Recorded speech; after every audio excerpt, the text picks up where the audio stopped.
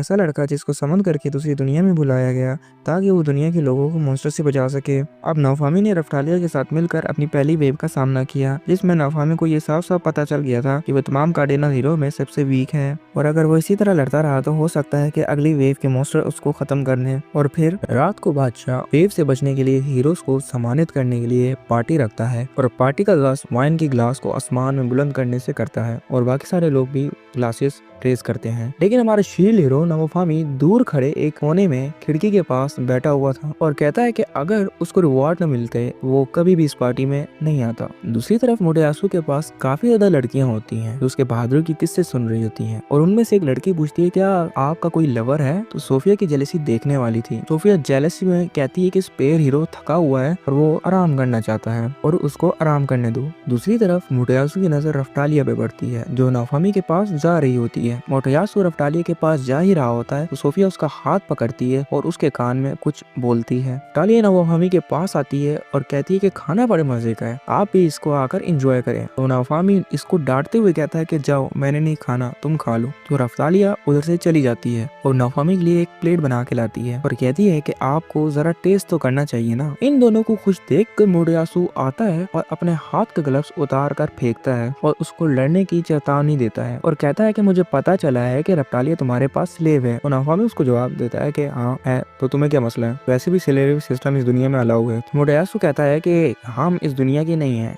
और हम हीरोज हैं, ये हमें सूट नहीं करता कि स्लेव्स रखें। नाफामी कहता है कि ये तुम्हारा ओपिनियन है भाई, मुझे तुम्हारे ओपिनियन से क्या फर्क पड़ता है। तो मोटेयासु उसको कहता है कि अगर मैं फाइट जीतता हूँ तो तुम्हें रफ्तालिया को आजाद करना होगा। तो नाफामी कहता है कि अगर मैं जीतता हूँ तो तुम मुझे क्या दोगे। मोटेयासु कहता है कि अगर फाइट जीते तो जिस तरह चल रहा है इसी तरह चलने देंगे। नाफामी उसको पागल कहकर वहाँ से जाने लगता है। जैसे ही वो वहाँ से जा रहा होता है तो पैलेस के गार्ड्स उसका रास्ता रोक लेते हैं। इतनी ही देर में किंग वहाँ आ जाता है और कहता है कि तुम हीरो होते हुए भी स्लेव रखते हो जो इस जगह की रवायत को तोड़ते हैं और नाफामी को लड़ने का ऑर्डर देता है। लेकिन इस टाइम में रफ्तालिया कुछ कहती तो पैलेस के गार्ड उसको चुप करा देते हैं और उसको वहाँ से ले जाते हैं। बादशाह कहता है कि बेचारी लड़की, इसके पास और कोई दूसरा चारा ही नहीं है, इसकी वजह से इसको अपने मास्टर का ऑर्डर मानना पड़ रहा है। लेकिन मोटेयासु के जीतने की वजह से इसको मैं कर्ज से आजादी दिलाऊंगा। किंग नाफामी के पास आता है और कहता है कि अगर वो मोटेयासु से नहीं लड़ता तो वो अपनी पूरी ताकत लगाकर रफ्तालिया को उससे दूर कर देगा। अब नाफामी के पास और कोई रास्ता भी नहीं था। इतनी ही देर में मोटेयासु कहता है कि मुझे उम्मीद है कि तुम अब यहाँ से तो नहीं भागोगे। नाफामी गुस्से में आकर उसको कहता है कि अगर वो जीता तो रफ्तालिया को तुम्हें आजाद करना होगा। दूर खड़ी हुई सोफिया बोलती है कि लेकिन तुम कैसे जीतोगे शील्ड हीरो, और बाकी सारे दरबार में खड़े हुए लोग इसको देखकर हंसना शुरू कर देते हैं। असल में सोफिया नाफामी से जलती थी और उसको पता था कि शील्ड हीरो सबसे वीक